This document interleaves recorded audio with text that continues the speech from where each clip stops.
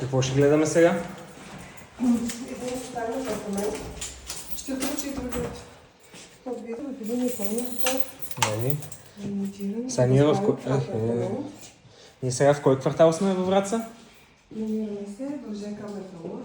ЖК Металург. Това е една от сравнителните по клиника операции. Ама той сега ли е ремонтиран или е живял тук? Не е живяно въобще.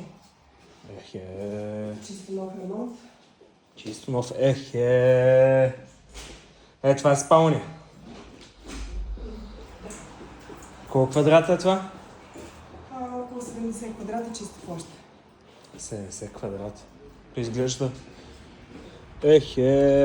Абе, в този апартамент всичко е по много и е голямо. И гледката. Аз ще кръста клипа.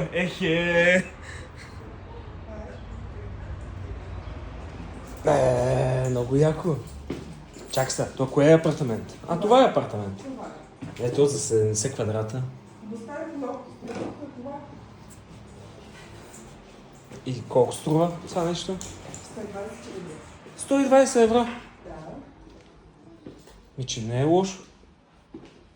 Я гледай каква спалня има тук. Само телевизора, макар че аз не обичам да има телевизор в спалнята, бих си го сменил. Аз никога нямам с телевизор в спалнята. Ти какво ще кажеш за апартамента? Че е супер. Страхотен. Да. Това са така драскана мазилка, хубав климатик, тушила, забелязвам. Дограмата. Каква дограма е? VIP. Не се знае. Лепи. Финлукс. Хареса ми как е съчетал. Обаче плотчето. Това е... Да. С всички електродите. Да. Всичко е предела, има всичко необходимо. Тук според теб какво ще бъде добре? Завеси, пердета, штори. Аз бих сложила завеси. Пазарите. Нещо по-хубаво пазарите. Трудно е да си ги Да.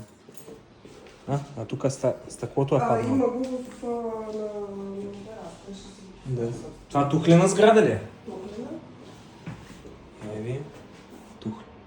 И асансьор си има, нали? Има работи. Ние защо се качихме по стъпалата? За да тренираме. Да тренираме. Сега отиваме при най-известната фитнес треньорка във Враца, Моника. Ето там.